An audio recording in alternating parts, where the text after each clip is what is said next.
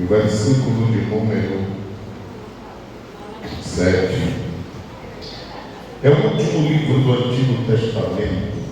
Se encontrar o Evangelho de Mateus, é fácil, só voltar a Malaquias. Como nós começamos a pensar neste livro ontem, sendo o Dia dos Pais, nós olhamos Deus como Pai, capítulo 1, versículo de número 6, quando Ele diz: se sou Pai, por que assim não me considero? Se sou o Senhor, por que não me honra? E olhando para o livro, encontrando o capítulo 2 e o versículo de número 7, diz-nos assim: porque os lábios do sacerdote guardarão a ciência, ou o conhecimento, dependendo da tradução, e da sua boca buscarão a lei. As pessoas sempre procurarão quem pensam que entende um pouco mais, para que possam ouvir um sábio conselho. Porque Ele é o anjo do Senhor dos exércitos. Porque quer queira, quer não, representamos o que Deus quer que representemos. Agora o povo de Israel naqueles dias estava assim, versículo 8: mas vós vos desviastes do caminho. O povo de Israel estava distante de Deus, e muitos fizeram tropeçar na lei, porque os sacerdotes também haviam se corrompido e não explicavam como deveriam. Corrompestes o concerto de Levi, uma aliança que Deus havia feito com Levi, em que eles deveriam fazer esse trabalho levítico, sacerdotal, mas haviam desobedecido. Diz o Senhor dos Exércitos. Baseado nesses versículos que temos lido, eu quero pensar com os irmãos rapidamente, subordinado a este tema: pregação bíblica, base para o verdadeiro culto. Pregação bíblica, base para o verdadeiro culto. Nós vivemos dias onde, em muitos cultos que se dizem cristãos, a Bíblia já não é mais exposta. É muito comum isso, já, infelizmente. Costumeiramente nós estamos em algum lugar e as pessoas falam exatamente disso. Eu já disse aos irmãos algumas vezes que há muitos anos eu já não estudo mais para pregar, porque no princípio isso me frustrou muito. Às vezes a gente tem uma mensagem para pregar em determinado tempo e, por exemplo, há lugares que as pessoas dizem: olha, 5 minutos está bom. Que Deus tem para falar, Ele fala em pouco tempo. E é verdade, Deus fala. Só que a nossa compreensão, às vezes, até que cheguemos no entendimento, às vezes só 5 minutos pode ser que não seja bastante. Há lugares onde eles já dizem: não, só uma palavrinha é o suficiente. E essas coisas nos trazem preocupação, porque anteriormente nós tínhamos um tema para uma festividade, por exemplo. Era um tema com um texto. Depois procuraram os temas menores possíveis e um texto. Hoje, o tema já só é uma palavra. E na maioria das vezes não tem um texto como base. Aí a gente não sabe de onde foi que saiu aquele tema. Porque o tema e o corpo do sermão deve estar completamente enraizado na Bíblia Sagrada. Então se dá uma palavra que é o tema e aí as pessoas ficam à vontade para dizer o que querem fazer. E infelizmente, em muitos púlpitos as pessoas já não leem mais a Bíblia. A sua fala está pensando e baseada em tratados de Freud, pai da psicanálise, em Calvino, que pensa uma ideia reformada quanto à salvação, em João ou Jacob ou José Arminio. Ninguém nem sabe o nome deste homem, porque todo mundo escreve de uma forma. E assim as pessoas vão indo. E poucos se preocupam com a exposição bíblica. Às vezes até nas localidades onde reunimos para estudos, em que é dito estudos bíblicos, as pessoas passam horas falando sobre Paulo Coelho, um homem que tem uma noção básica sobre a educação. Porém, tudo que ele diz, quando nós olhamos para a Bíblia, todos os fundamentos estão nela. A Bíblia é um livro completo, qualquer assunto que procurarmos nela está. E quanto à educação, Jesus é o mestre da educação. E a gente vai vivendo e se preocupando quanto a essas coisas. E um dia desses eu termino de pregar num congresso de jovens, e o pastor olha para mim e diz: olha, aquele moço ali é um bom pregador. E eu já fiquei pensando, né? Olhei assim, eu disse: pastor, o que é um bom pregador para o senhor? Ele disse: ó, no caso dele, ele fala de muito livro, ele fala de muita pesquisa que ele faz. E eu disse: mas ele prega isso aonde? Ele disse: na igreja. Então, para aquele líder, o bom pregador é uma pessoa que fala de muita coisa menos da Bíblia. Mas todas as vezes que nós olhamos os bons pregadores da Bíblia, quando João aparece pregando, ele dizia: e como está escrito, aquele que havia de vir, ele vem e ele batizará no Espírito Santo com fogo. Quando Jesus aparece pregando, ele começa falando, e sempre a frase é: e como estava escrito pelo profeta Joel, e como estava escrito. Pedro aparece pregando e diz: como está escrito. Lucas, ele faz uma pesquisa já no final do seu livro, ele diz: olha, acerca de Jesus, tudo que estava nos profetas, no Antigo Testamento, tudo que estava nos salmos, os livros poéticos, está se cumprindo. Ele vivenciou, aconteceu tudo como é. Então, quer queira, quer não, aos poucos a Bíblia Sagrada parece que vai sendo arrancada, tirada. Há muitos lugares onde já não existe mais a escola bíblica dominical, aos domingos pela manhã.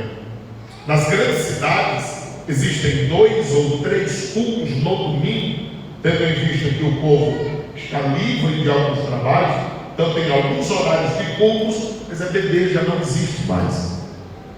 E a gente caminha para dias muito difíceis. E olhando para esse texto, nós entendemos que pregação bíblica é base para o verdadeiro culto. Você pode me falar de qualquer reunião que houver entre nós, se não houver a exposição bíblica, pode ser qualquer coisa, menos culto. Nós estamos estudando uma revista agora na Escola Bíblica Dominical, falando como a igreja de Jerusalém era. E eles perseveravam na doutrina, no ensino, a pregação bíblica. Eles perseveravam na oração, do partir do pão, na comunhão, e todos eles haviam temor. E o Senhor manifestava o seu poder na vida deles, porque a palavra de Deus estava entre eles. Tudo que Deus faz, a sua palavra faz. E quando a gente se volta para a sua palavra, as coisas estão mudando. Malaquias é um dos profetas menores, é um profeta que profetiza depois do exílio babilônico. Não foi difícil para Deus tirar o povo do cativeiro babilônico, mas parece-me que não foi fácil tirar a Babilônia do coração do povo. E Malaquias está de volta e profetiza ao povo para que tivessem cuidado no adorar a Deus, no servir a Deus, no glorificar a Deus, porque povo de Israel, era costume deles, era um povo festeiro. Ora, quando a gente lê dos Salmos de número 120 ao Salmo 134, considerado como os Salmos dos degraus, Salmos de procissão, Salmos em que eles tinham, quando eles estavam andando para a casa do Senhor. O povo de Israel era tão festeiro que eles estavam indo para a casa do Senhor e olhando de um lado para o outro, dizendo: nós elevamos os olhos para os montes, de onde nos virá o socorro. E eles diziam: o socorro vem do Senhor que fez os céus e a terra. Eles passavam, tinha algum irmão como que desanimado: hoje eu não vou para o culto, sentado na cabeça, pés na outra. Ele dizia: ei rapaz, é dia de culto, vamos ao templo. E ele dizia: alegrei-me quando me disseram: vamos à casa do Senhor. De forma que havia uma alegria entre eles, só porque estavam indo adorar a Deus. Agora imagina quando aquele povo se reunia. Mas uma geração que foi para o cativeiro, imagine, aos 30, 40 anos, passaram 70 anos no cativeiro, hoje já voltaram quase mortos, ou muitos morreram lá. E os que nasceram lá perderam-se. A lei não estava em seu coração. A linguagem do povo de Israel também não estava mais entre eles. Eles haviam aprendido exatamente a linguagem falada na Babilônia, de tal forma que quando volta Malaquias tem essa preocupação de restaurar o culto a Deus. E a primeira coisa que eu quero dizer nesta noite é que naqueles dias eles estavam oferecendo a um Deus santo o que nem homens ímpios aceitavam. Eles estavam oferecendo a um Deus que é santo o que nem líderes ímpios aceitavam. Olha o que diz no capítulo 1, versículo 8 de Malaquias: porque quando trazeis animal, olha o jeito do animal, cego, para o sacrificardes, não faz mal. E quando ofereceis o coxo ou o enfermo, não faz mal. Olha o que Deus diz: apresenta ao teu príncipe. Procura o rei, procura o príncipe, procura um imperador, procura um faraó, vai atrás dele, vê se ele aceita esses animais. Porque a exigência de Deus quanto aos animais? Em primeiro lugar, porque era lei. Em primeiro lugar, era lei. Deuteronômio 15, 21 diz que o animal deveria ser perfeito. Segundo lugar, porque aqueles sacrifícios eles apontavam para o Cordeiro de Deus que tira o pecado do mundo, e nele não há defeito. Nem mesmo em suas palavras havia um defeito. Ele não falhou nem em palavras. Jesus é santo, santo, santo, santo. A sua palavra também é santa, santa, santa. O que ouve a sua palavra, prega a sua palavra, anime a sua palavra, convocado a viver uma vida de santidade, em que agrade a Deus, em tudo corrompido, cruel, com a ausência de Deus. Mas esse povo estava pervertido, e a Bíblia diz: apresenta o teu príncipe, e verá se ele se agrada de ti, ou se aceitará ele a tua pessoa. Porque a oferta sempre está ligada ao ofertante. Porque a oferta é a cara de quem está ofertando. Quando eu estou falando de oferta nesta noite, eu estou ligado a culto a Deus. E todas as vezes que nós saímos dos nossos lares a vir a este local, nós temos, ou pelo menos deveríamos ter, um propósito. E o maior propósito é glorificar aquele que reina nos céus e na terra, e ele é rei eternamente.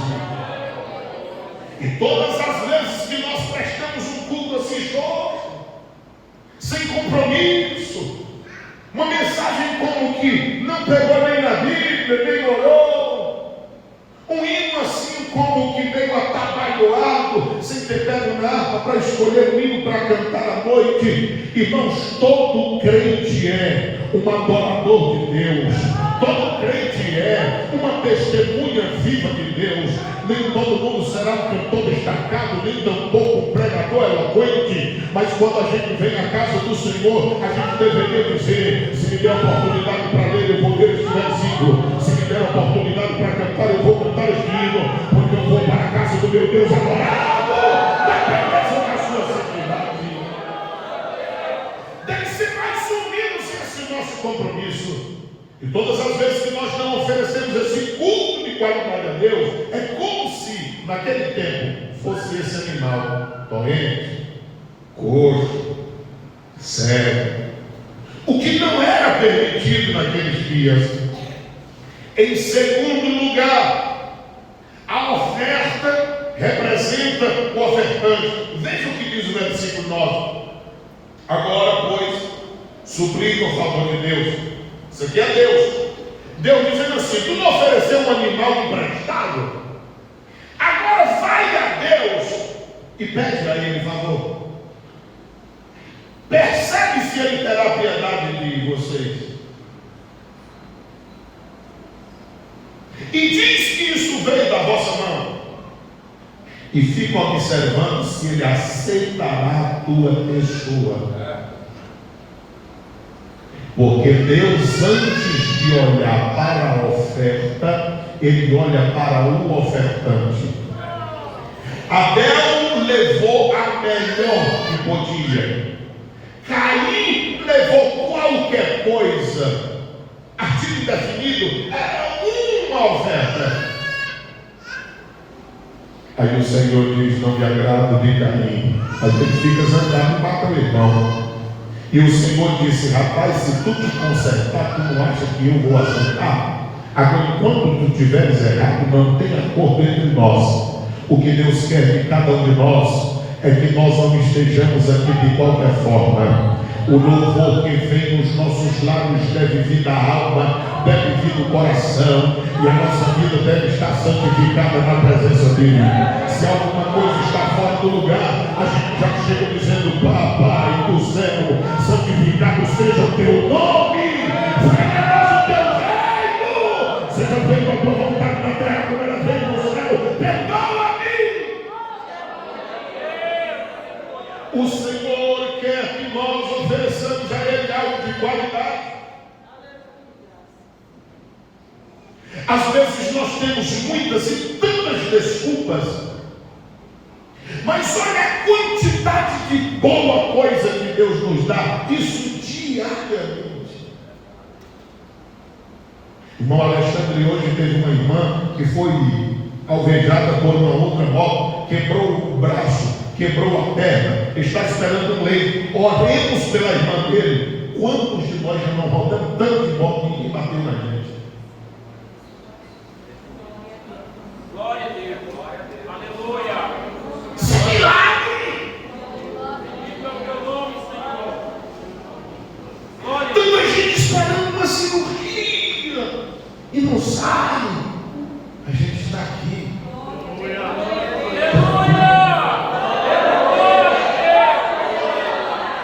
Quanta gente aspirando por aparelho, nós estamos aqui. O salmista já dizia: bendize, ó minha alma, ao Senhor, e tudo que existe em mim, bendiga o seu santo e eterno nome, porque Ele é digno.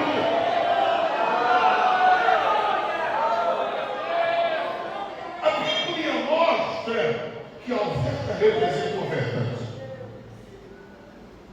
Por mais que nós, é comum entre nós, que culto bom, que culto maravilhoso, gostei daquele hino, também gostei da mensagem, mas só que é uma expressão nossa, a gente fala isso, mas o culto é para Deus. E às vezes, nem sempre quando nos agrada, talvez esteja agradando a Deus. Porque eu lembro-me de um irmão que sempre ficava no púlpito comigo, quando a mensagem era lá e ele dizia: gostei muito do culto de hoje. Quando a mensagem confrontava os pecados dele, ele disse: olha, eu vou ser sincero, a mensagem de hoje não valeu nada. E eu pensava comigo: eu não trabalho para o Senhor. Como era um ancião, eu ouvia, e ficava comigo. Mas nós não estamos aqui nem viemos para agradar. O nosso maior alvo, o alvo da igreja, é agradar a Jesus Cristo, porque Ele veio nos buscar logo mais. Em terceiro lugar, quando nós olhamos para isso, Deus prefere o templo fechado quando o culto não presta. Deus prefere o templo fechado quando o culto não presta. Está escrito, Malaquias 1:10, é o Senhor dizendo: há quem me dera, ou seja, quem há também entre vós que fecha as portas. É como se ele estivesse dizendo: se tivesse alguém de coragem para fechar a porta, para não deixar ninguém entrar. O profeta Malaquias estava chamando a atenção ao povo, porque o povo estava fazendo algo como uma religiosidade morta. Era algo corriqueiro entre eles, comum entre eles, como se fosse qualquer coisa. Mas o que o Senhor queria não era de fato, de verdade, fechar as portas do templo, mas sim que o povo adorasse verdadeiramente. Que o povo reverenciasse verdadeiramente. Aí ele diz: a quem me dera fechasse as portas, não acenda debaixo do fogo no meu altar. Porque naquele tempo antigo havia o altar onde o animal era sacrificado. Detalhe, era parado o sangue do animal. Depois daquele que ia oferecer, pôr a mão na cabeça do animal. O entendimento, ele estava repassando os pecados dele ao animal, que logo seria sacrificado. O animal era sagrado e o sangue aparado em uma bacia. O sacerdote ia lá, pegava o sangue e colocava numa ponta do altar, na segunda ponta do altar, na terceira e na quarta. Lembra-se da cruz? Uma ponta do altar, segunda ponta, a terceira ponta os pés, a quarta ponta a sua cabeça. Estava com a coroa de espinhos. Ele manchou de sangue as quatro pontas do altar, da mesma forma que acontecia no Antigo Testamento. Mas o restante do sangue que estava na bacia era derramado ao pé do altar. Números 4:17 seguinte fala sobre essas coisas.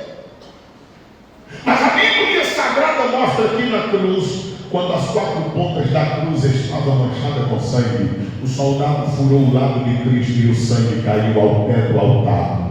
O altar do nosso Cristo foi a cruz. Assim como no Antigo Testamento, o animal do corpo sangrado passava por esse processo, ele era queimado completamente no altar. O sacerdote saía de lá do sacrifício e mais à frente estava a pia de cobre, símbolo da palavra de Deus. O altar, símbolo do sacrifício de Cristo por nós e do sacrifício que eu e você devemos fazer pelo Evangelho. A pia de cobre é a palavra de Deus, mas dentro da pia de cobre tinha uma água limpa. Isso é lindo na Bíblia, porque o escritor de Hebreus diz que a água era limpa.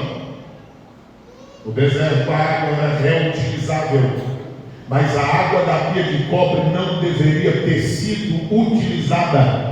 E por isso a água era limpa, porque é símbolo do Espírito Santo de Deus, que age através da palavra. A pia de cobre estava cheia de espelhos, porque a Bíblia Sagrada é o nosso espelho. Nós olhamos para ela e ela mostra os nossos defeitos, e é por isso que a Bíblia é a palavra de Deus. Ela mostra os erros e os acertos dos nossos heróis, que estão escritos nela, para que todos saibam que a perfeição está em Jesus Cristo, nosso Senhor, e nele nós nos aperfeiçoamos.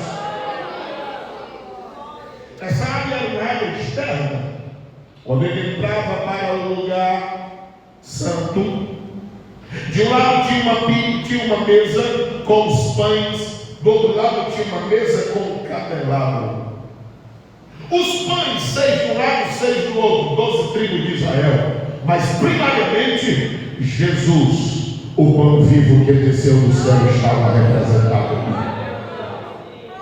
Do outro lado tinha um candelabro com 7 A arte central é Jesus Cristo de Nazaré. 3 de um lado, 3 de outro. 6 é número de homem. A igreja representada. E ela só é igreja quando ela está ligada a Cristo Jesus.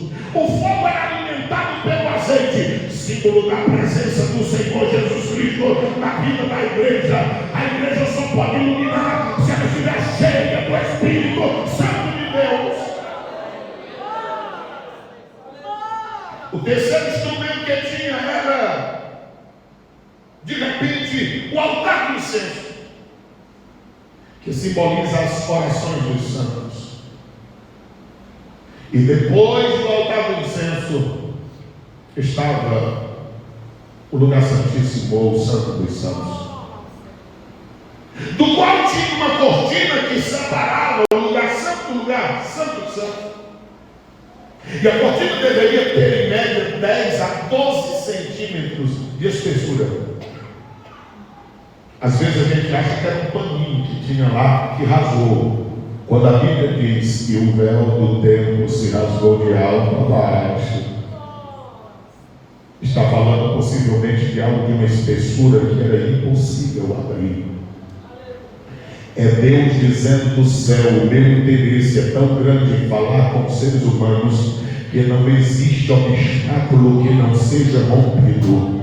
É por esse motivo que nós devemos aproveitar este tempo e não passarmos nem um dia sem falarmos com Deus em oração, porque o véu que separava um lugar do outro, aonde estava a arca do testemunho, ele foi rasgado de alto a baixo, não foi de baixo para cima, foi de cima para baixo.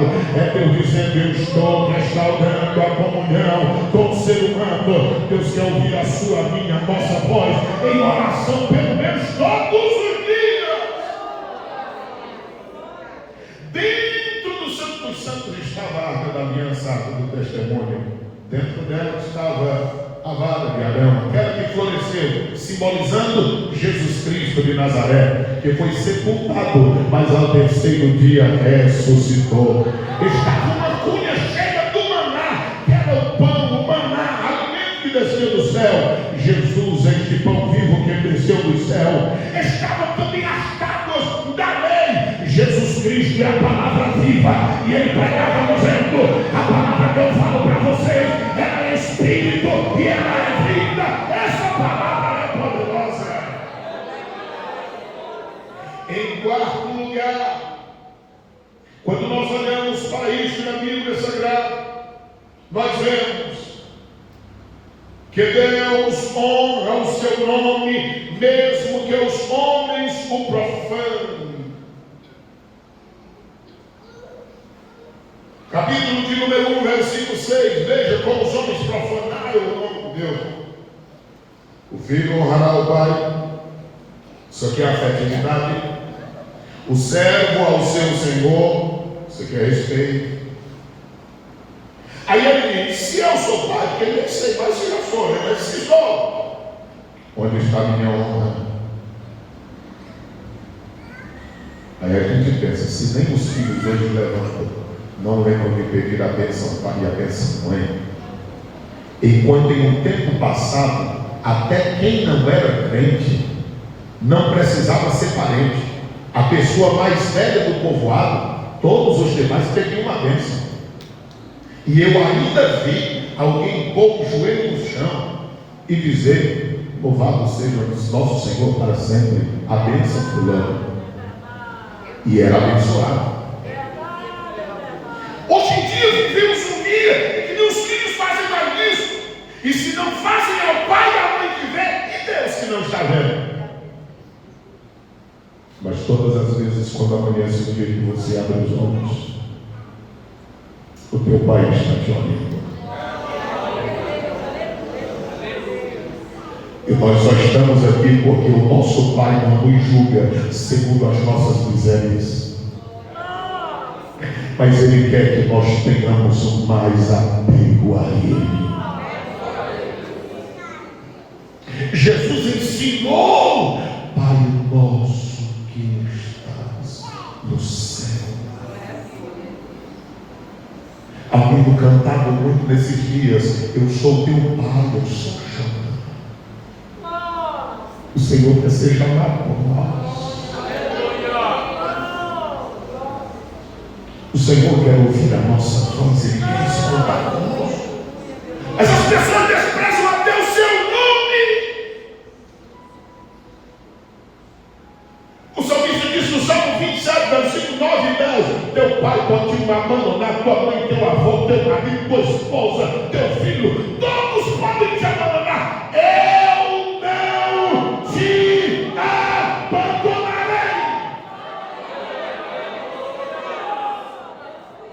49:15, isso é impossível acontecer. A mãe me diz uma verdadeira mãe, mas o texto pergunta: porventura uma mãe que presta abandona o filho? O profeta diz: pode acontecer, mas Deus não nos abandona. E o nosso nome está escrito na palma da mão dele.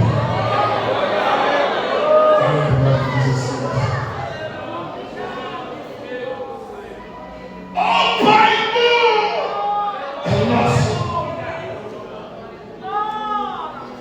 Como gratos somos às vezes.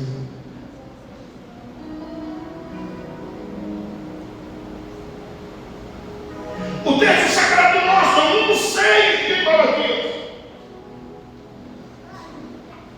Se eu sou pai, onde está a minha honra? E se eu sou Senhor, onde está o meu temor? Diz o Senhor dos Exércitos a nós: o pior é os sacerdotes, é os líderes. Se o povo peca é feio, o líder pecar é o mestre dos pecados. Mas nesta noite os sacerdotes não falam apenas a obreiros, eu falo à igreja. Porque havia um pensamento no coração de Deus que ele expressou em Êxodo 19, 5 e 6. O meu desejo é ter um povo só meu, que seja sacerdócio, e que seja santo, e que seja real. 1 Pedro 2,9: vocês são uma nação santa. Antes era imundo, mas agora é santo, porque somos santificados por Cristo. Um sacerdócio. Cada homem, cada mulher, sacerdote e sacerdotisa de Deus. Qual é a nossa função? Buscar a Deus, interceder pelo povo. Ainda que nada eles queiram com Deus, mas nós queremos. E ainda que nós oremos a vida toda e Deus não converta esse povo, mas nós nutriremos uma comunhão com Deus. Sacerdócio real. Nós estamos no reino do Rei, que é Rei sobre todos os reis, Jesus Cristo de Nazaré. Portanto, nós estamos nesse reino. Quanto privilégio! Não era nada a nação, não tinha nada, é santo, liso morto, mas nós estamos dentro do reino.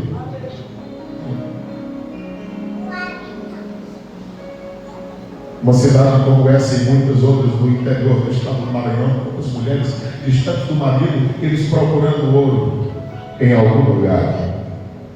Mas está chegando o dia que nós vamos para a nossa casa e lá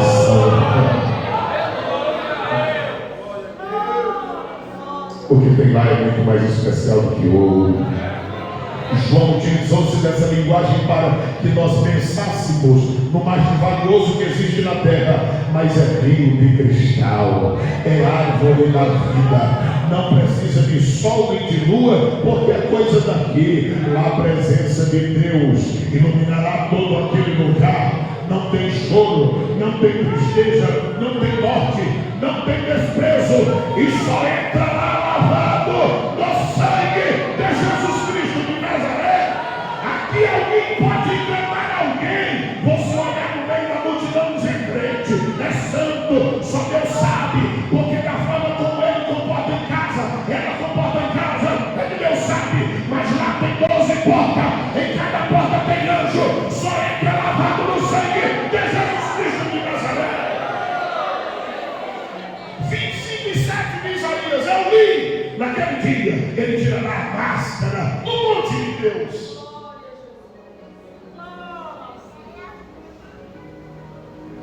O texto sagrado diz: a desprezar o meu nome, meu Deus. três coisas que mais Deus tem apreço. Uma delas é pelo seu nome. A outra é por sua palavra. E a outra é pela sua aliança. Quem faz aliança com Deus está bem, porque se não quebrar da sua parte, da parte dele não quebra. Quem firmou uma aliança com Deus pode estar firme, da parte dele não quebra. A aliança com Deus está de pé. Aleluia, aleluia, aleluia, aleluia. Aleluia, aleluia, aleluia. Versículo de número 11. Isso aqui é lindo, principalmente na revista corrigida. Mas desde o nascimento do sol até o poente, o que Deus está dizendo é: de um lado a outro do planeta, será grande entre as nações o meu nome. Se os homens desprezam o nome de Deus, Ele continua honrando o seu nome. Do nascente ao poente, meu nome prevalece, é o Pai. E em todo lugar se oferecerá ao meu nome, é o do Filho. Incenso e uma oração pura, porque o meu nome, aqui é o do Espírito Santo, será grande entre as nações, diz o Senhor dos Exércitos. Louvado seja Deus para sempre. Louvado seja Jesus Cristo, o seu Filho enviado para nós. Louvado seja o Espírito de Deus, que tem o nosso coração, a nossa alma, põe lágrima nos nossos olhos. E numa noite como essa nos conforta, nos edifica, nos orienta. E como é que se profana o nome de Deus? Letra A: desprezo pelas coisas de Deus. Capítulo 1, versículo número 7 diz: ofereceis o meu altar, o imundo. E ainda fica perguntando como é que nós profanamos. Insensibilidade. Nisto que vocês dizem, a mesa do Senhor é desprezível. Quando a gente oferece um louvor sem se preparar, ou dessa desculpa sem vergonha, que Deus aceita tudo, está oferecendo qualquer coisa. Porque se é o que eu ofereço, mesmo sem ser perfeito, mas é o máximo do meu esforço, é uma coisa. Mas se eu ofereço qualquer coisa, porque não me preparo, é desprezo.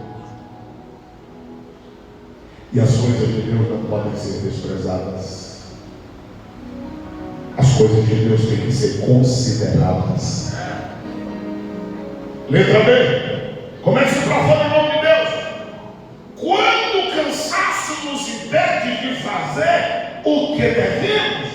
Capítulo 1, versículo 13. E dizeis: que canseira, não aguento mais, morra.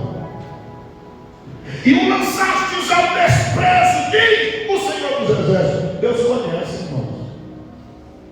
Deus conhece.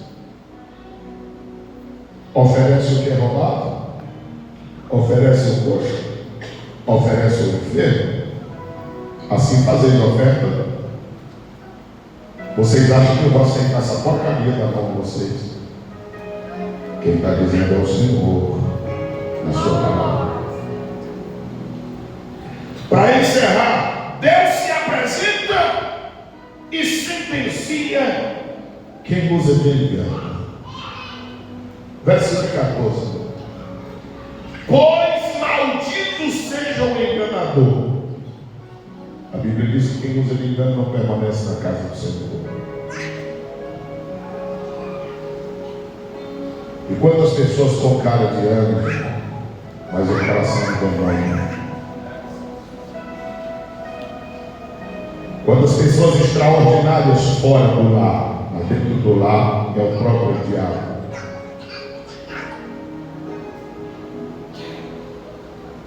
O melhor lugar para nós mostrarmos a Cristo é onde nós moramos. Ah, mas a minha pregação pregação não tem nada a ver com a minha vida. Onde foi o inferno que tu aprendeu essa doutrina de Satanás?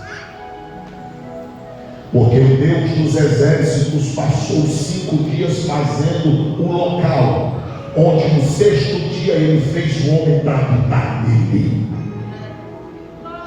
O maior desejo é que no seu e no meu lar Cristo esteja entronizado e o nome dele seja glorificado.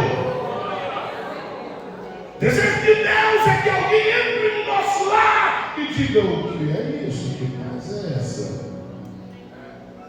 Aqui tem algo diferente. Quão bom é quando a gente está em qualquer lugar do mundo e a gente diz: vontade de estar lá em casa. Eu já tive tanto lugar bom que eu não sei nem como entrar e sair. Eu tenho que pedir ajuda. Como é que entra nisso? Como é que sai? Como é que usa isso? Mas às vezes eu deito e digo: lá em casa é melhor que isso aqui. Eu já sei de tudo aqui. Não é para mim. O melhor lugar é o canto da gente. Mas tem gente que não tem mais prazer de estar neste lugar.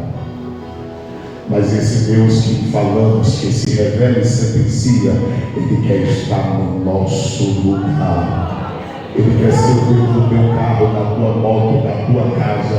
Ele quer ser o Deus do teu coração, do teu comércio, do teu trabalho. Oh, Deus é o Deus de tudo nosso, ou não é de nada.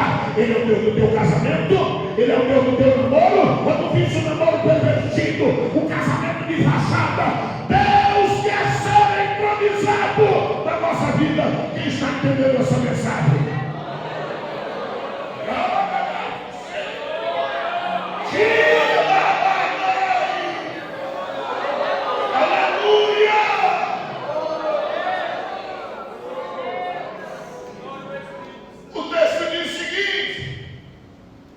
Promete e oferece ao Senhor uma coisa que não presta aquilo. Olha a apresentação dele: eu sou o grande rei.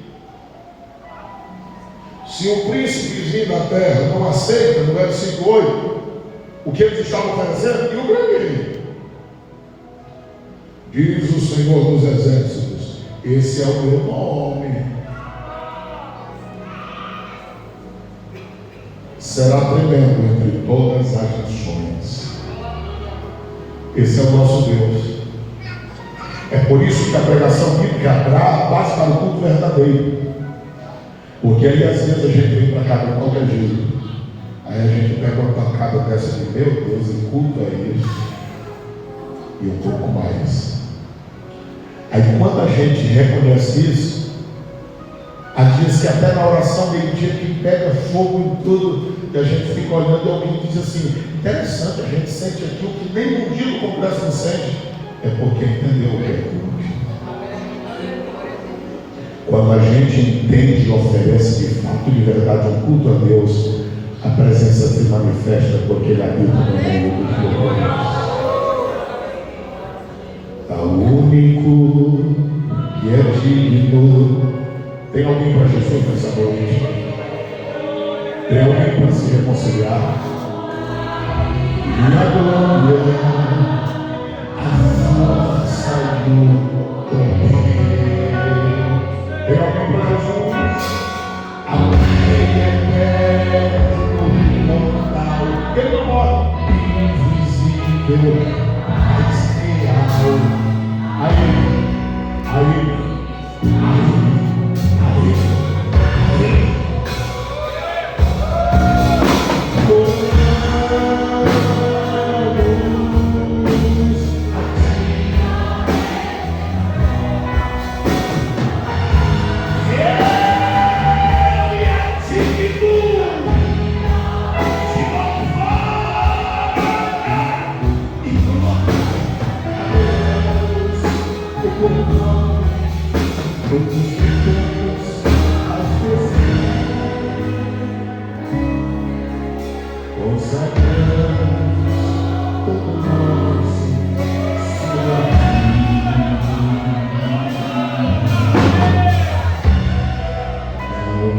Deus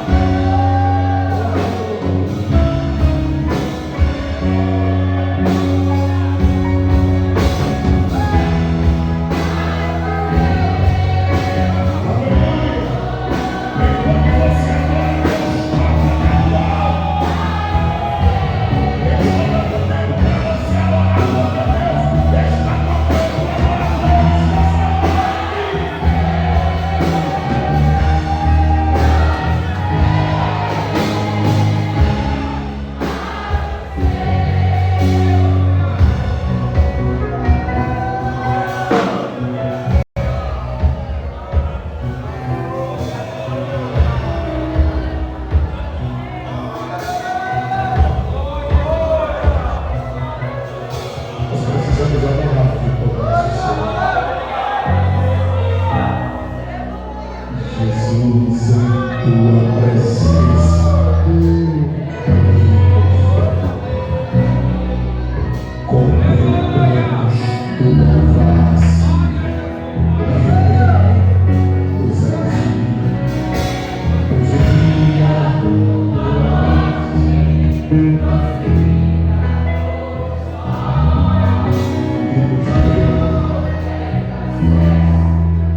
ao coração do Pai, em tua presença, reunimos aqui, contemplamos tua face.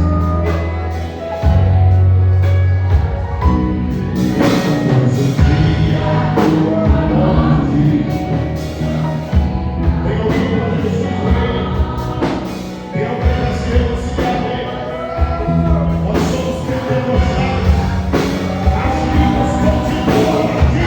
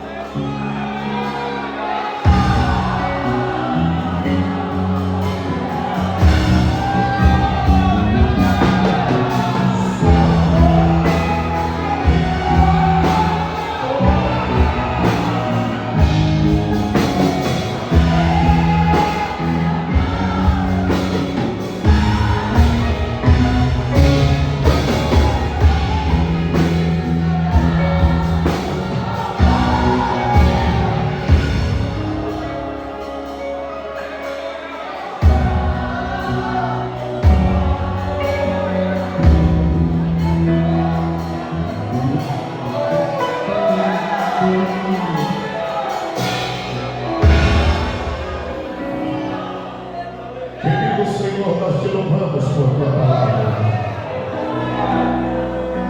Nós te louvamos por esta noite. Nós te louvamos pelo que o Senhor está realizando. Pode trabalhar, pode trabalhar, pode trabalhar, pode trabalhar. Nós viemos te adorar. Leva-nos aos nossos lares em paz. Livra-nos de toda espécie de paz.